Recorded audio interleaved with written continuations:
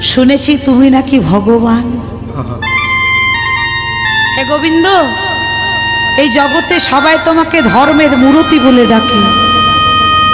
আচ্ছা বলো তো, তুমি যদি সকলের বিচার করো তাহলে আজকে তোমার বিচার কে করবে? হে গোবিন্দ, তুমি যদি ধর্মের মূর্তি হও, বলো না সন্তান হয়ে মাকে কাঁদানো কি অধর্ম নয়? তুমি যদি ধর্মের মূর্তি হবে, সন্তান হয়ে পিতাকে কাঁদানো কি অধর্ম নয়? যদি তুমি ধর্মের মূর্তি হবে,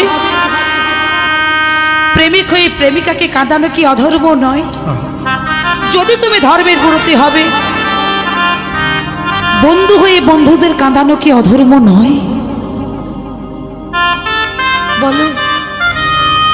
হে গোবিন্দ, তুমি তো রাজা হয়ে ভালো আছো, কিন্তু তারা যে তোমাকে ছাড়া ভালো নেই, তারা যে তোমাকে ছাড়া ভালো নেই। হে গোবিন্দ, মা, তুমি তোমার মায়ের কথা জানতে চাইছো? কি আর বলবো তোমার মায়ের কথা, এক মুখে বর্ণনা করা যাবে না। যে যশোমতী মা শিশুবেলায় ক্ষণে ক্ষণে গোপালকে চোখে হারায়, সে যশোমতী মা 100 বছর হারিয়ে আজও বেঁচে আছে। কিন্তু হে গোবিন্দ, সে বেঁচে থাকার মতো বেঁচে নেই। হরি বল। তোমার মাকে কেমন দেখিলাম জানো? অজর নয়নে বদন ভাসিয়ে কাঁদছে, আর সকল ব্রজবাসীর দ্বারে দ্বারে গিয়ে বলছে, ওগো তোমার মাতা যশোমতী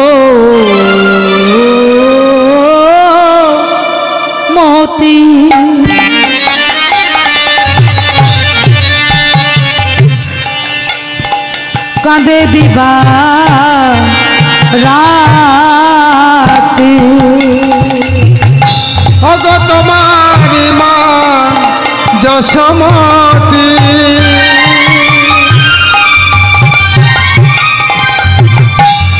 কাঁদে দিবা রাত্রি।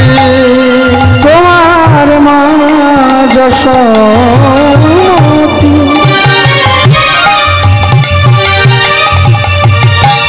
কাঁদে দিবা রাত্রি। ওরে গোপাল রে,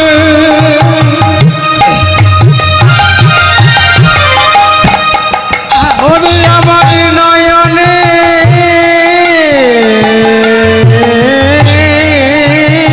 মনে। হরি বল, হরি বল, হরি বল।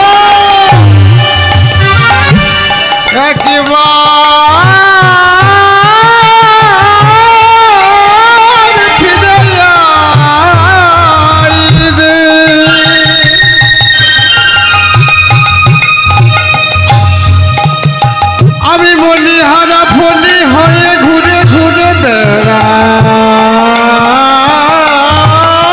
রে।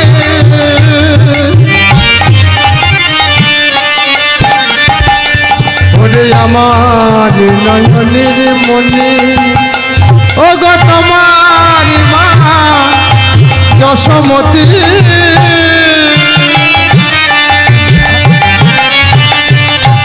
কাঁদে দিবা রাত্রি।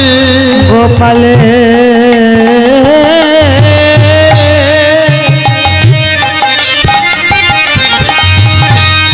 হইয়া হারা, গোপালে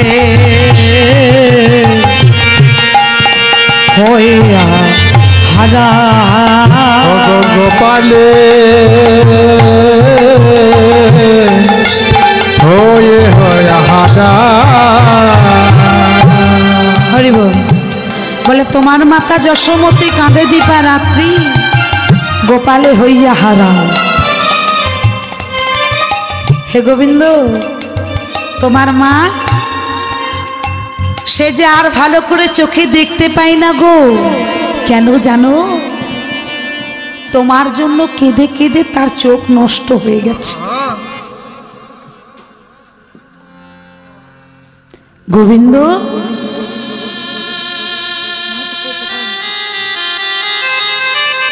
ওহে গোবিন্দ,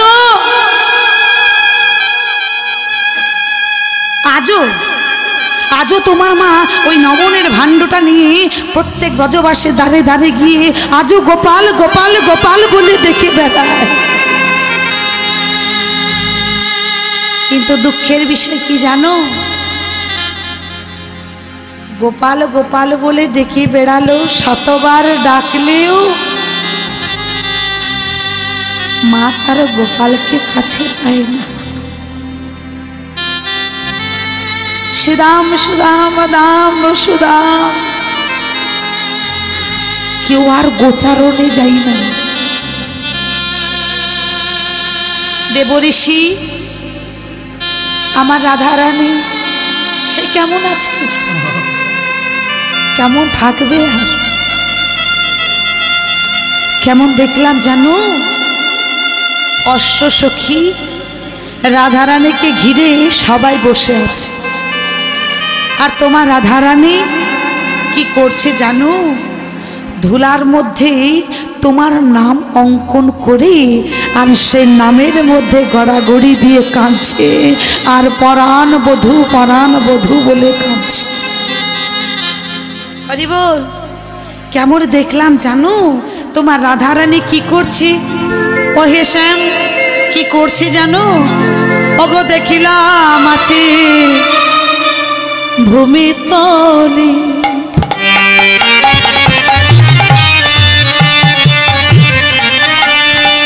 ভাসে দু নয়ন জলে, দেখিলাম পড়ে আছে ভূমি তলে, ও গো ভাসে নয়ন জলে। দেখিলাম আছি ভূমি তলে,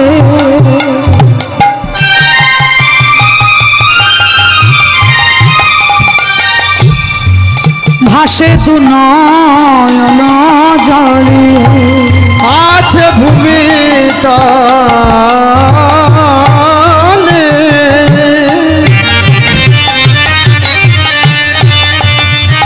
ধনী ভাসে নয়ন জলে।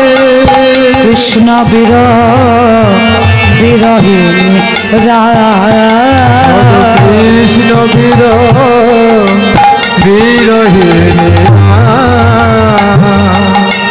কৃষ্ণ বিরহে অগ দেখি সখী গণে,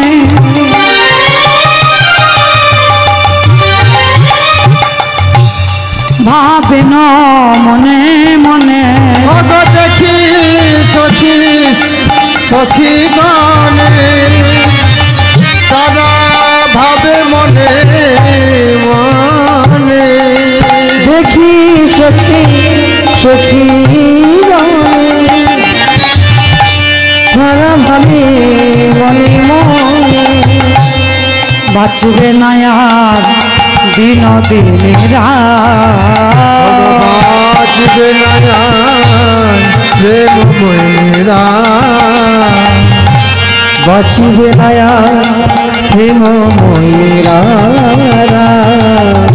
আস্তে, তোমার রাধারানী বাঁচবে না গো, বাঁচবে না। না না না দেবঋষি, ও কথাই আর বলো না।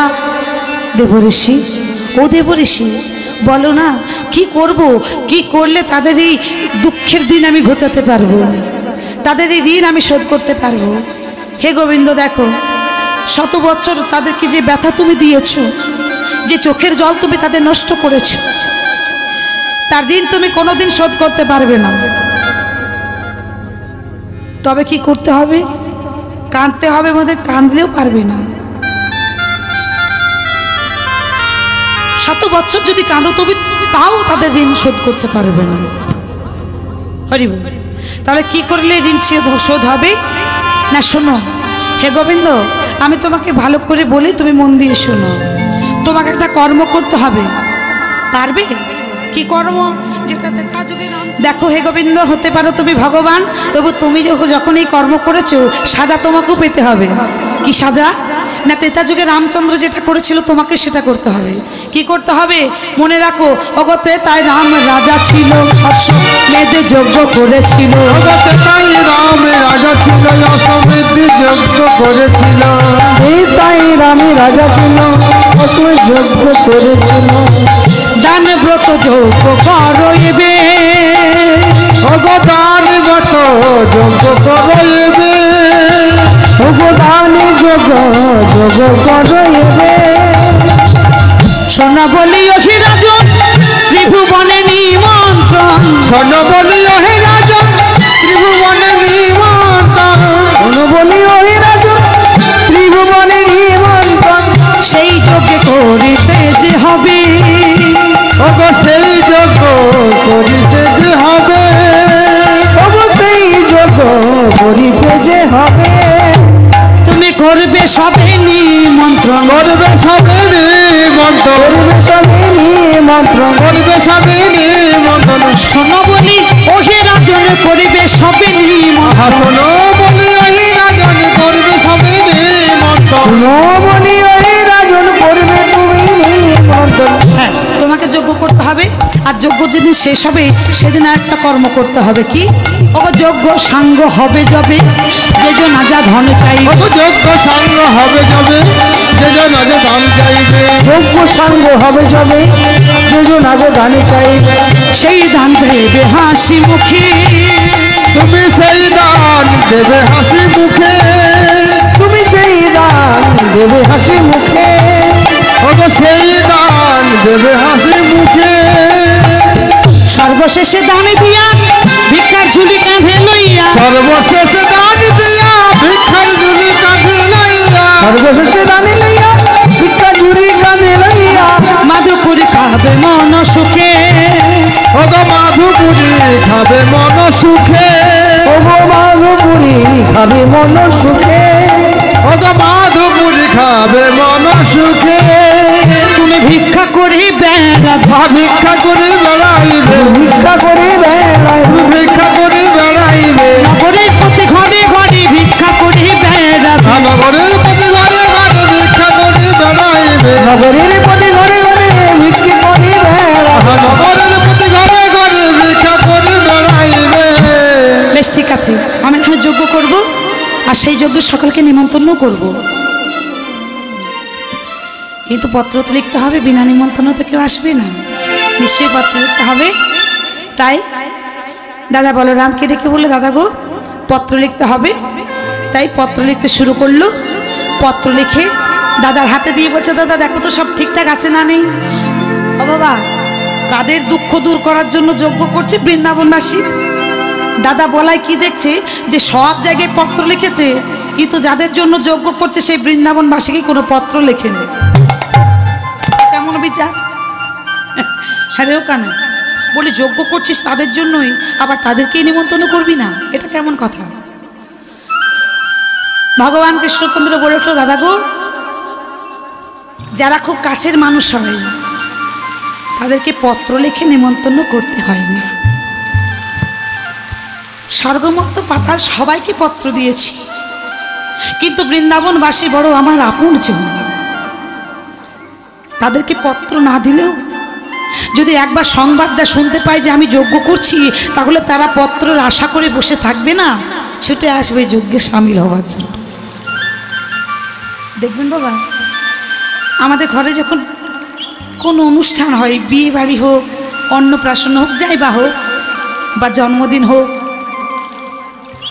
আমরা কার্ড দিই কাদেরকে? যারা দূর দূরান্তরের সম্পর্ক, কিন্তু কাছের যারা মাসি পিসি কাকা জেঠিমা জেঠু, তাদেরকে কি কার্ড দিতে হয়? হয় না। মুখে বলে দিলে তারা কিন্তু ঠিক আসবে। তাই বৃন্দাবনবাসী বড় আপনজন, তাদেরকে পত্র দিয়ে নিমন্ত্রণ না করলেও তারা কিন্তু আসবে। হরি বল। এবার নারদের হাতে সে পত্রগুলি দিয়ে